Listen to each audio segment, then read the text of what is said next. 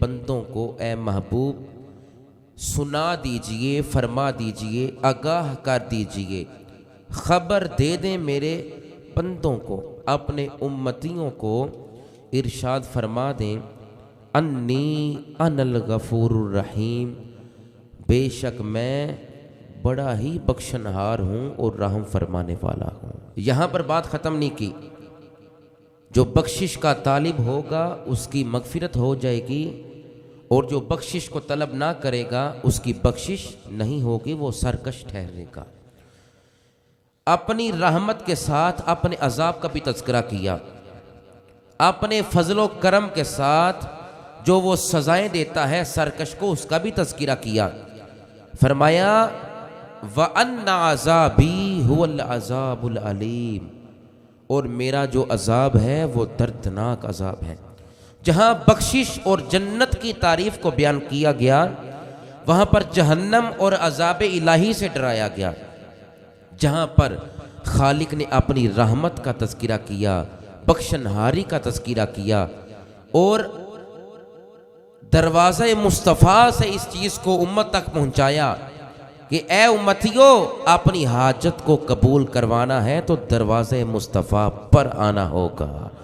نبی عبادی انی انا الغفور الرحیم، خود بھی فرما سکتا تھا مگر فرمایا سونیا وما ینطق عن الہوی والی زبان سے خود ہی فرما دو، وہ بخشنہار ہے، رحیم ہے، کریم ہے، شفیق ہے، مہربان ہے، غلطیوں کو معاف کرتا ہے، خطاؤں سے درگزر فرماتا ہے۔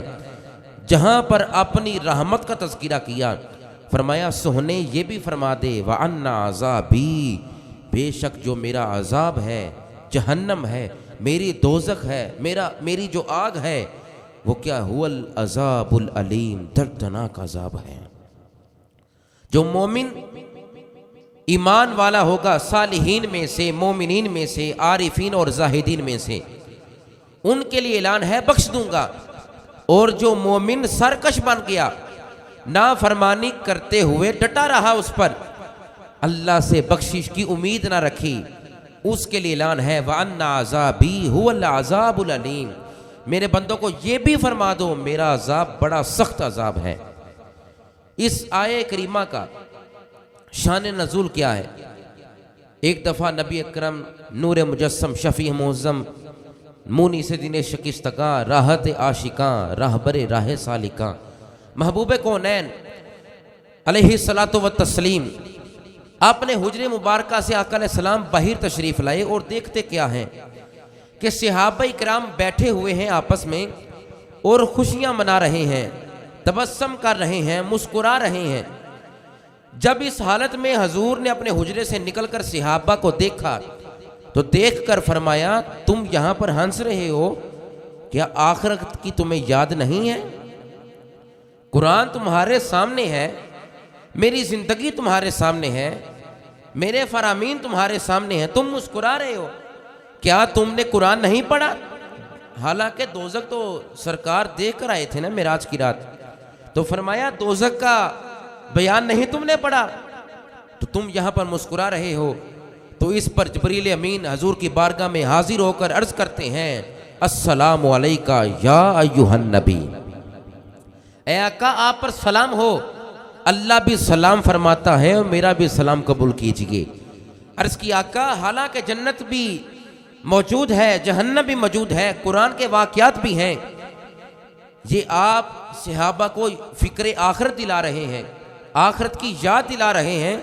اللہ رب العزت فرماتا ہے اگر آپ کا یہ آپ پر گراں گزرتا ہے، اپنے امتیوں کو اس طرح گناہوں میں دیکھ کر، تکلیف میں دیکھ کر آپ پر گراں گزرتا ہے، پریشان ہو جاتے ہیں، تو سنیے اللہ فرماتا ہے اپنے امتیوں کو پیغام دے دیجئے، اپنے امتیوں کو یہ پیغام سنا دیجئے، آپ پریشان نہ ہوں، میں پیغام خدا سے لے کر آیا ہوں، نبی عبادی انی انا الغفور الرحیم۔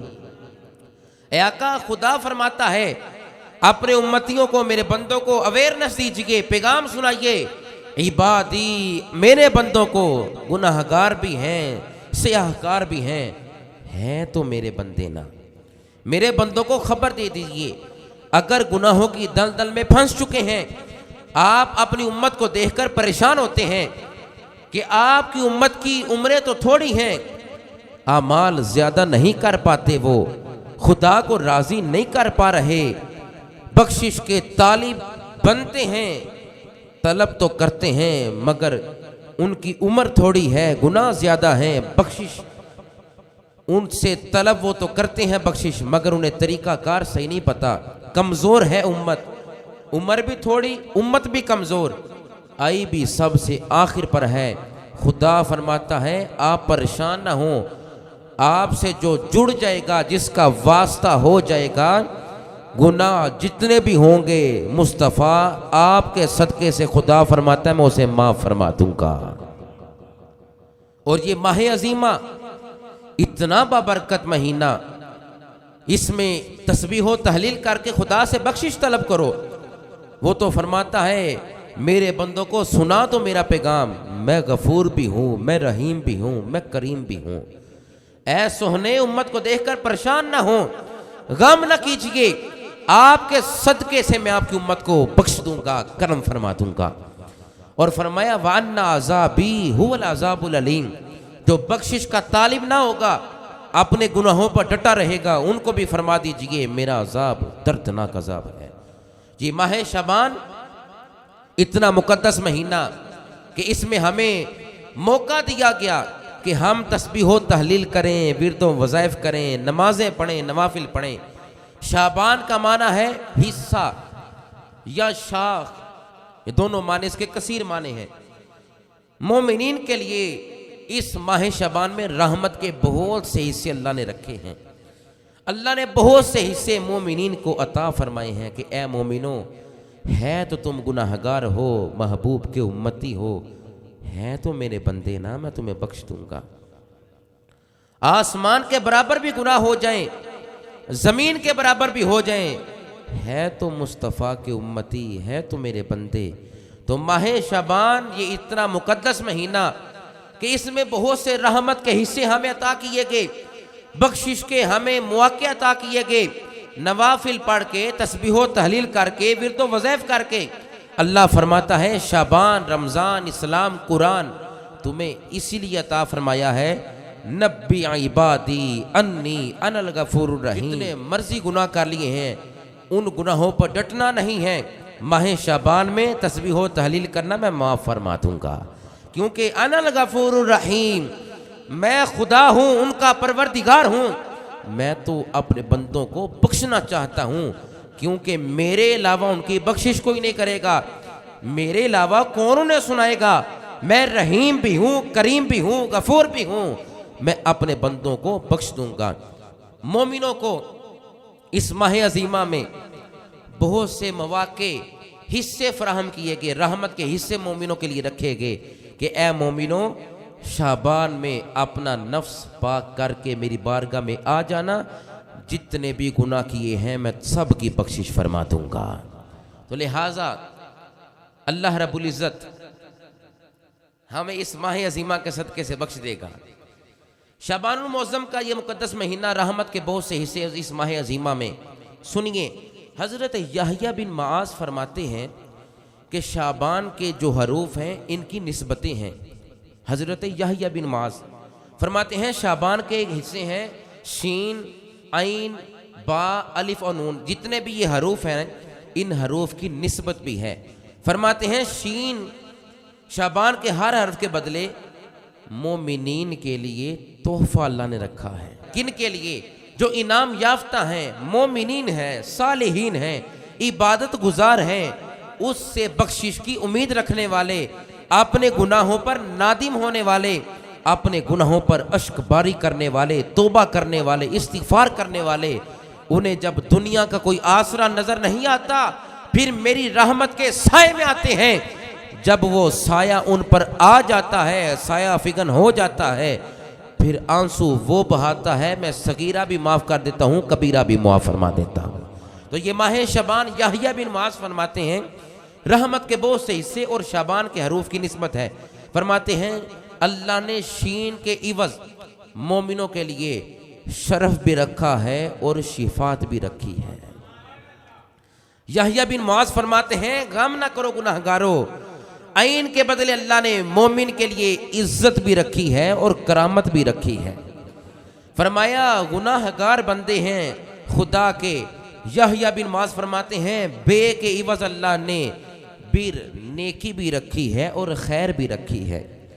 اگر اللہ خیر نہیں ڈالے گا بندے کے دامن میں تو کون ڈالے گا؟ اللہ نہیں بخشے گا تو کون بخشے گا؟ اللہ مومن کی نیکی قبول نہیں فرمائے گا تو کون فرمائے گا؟ وہ تو اتنا کریم ہے، فرمایا آسمان کے برابر بھی گناہ کر لیے ہیں، آ جائے گا محبوب کے صدقے معاف فرما دوں گا۔ بخشش کی امید رکھنا، جتنے بھی گناہ کیے ہیں اگر میری بخشش سے دور ہوگے، میری رحمت سے نا امید ہو جاؤ گے، پھر نہیں کروں گا بخشش۔ رحمت کی امید رکھنا، اس رحمت کے سائے میں آ جانا، صغیرہ بھی اور کبیرہ بھی معاف ہو جائیں گے۔ یحییٰ بن معاذ فرماتے ہیں آگے ہے الف، الف کے عوض اللہ نے الفت بھی رکھی ہے اور محبت بھی رکھی ہے۔ فرماتے ہیں شعبان تو اتنا عظیم مہینہ ہے، نون ہے آخر پر، شعبان کے آخر پر نون ہے۔ فرمایا اس لفظ نون کے عوض اللہ نے نور بھی مومنوں کو عطا فرمایا ہے اور عرفان بھی مومنوں کو عطا فرمایا ہے۔ مومن پہچانتا ہے اس ماہ شعبان میں نیکی کیا ہے، بدی کیا ہے، غلطی کیا ہے اور برائی کیا ہے، سزا کیا ہے، جنت کسے کہتے ہیں، جہنم کیا ہے، وہ اپنا محاسبہ کرتا ہے، پھر رمضان کی طرف جاتا ہے، گناہوں سے پاک ہو جاتا ہے۔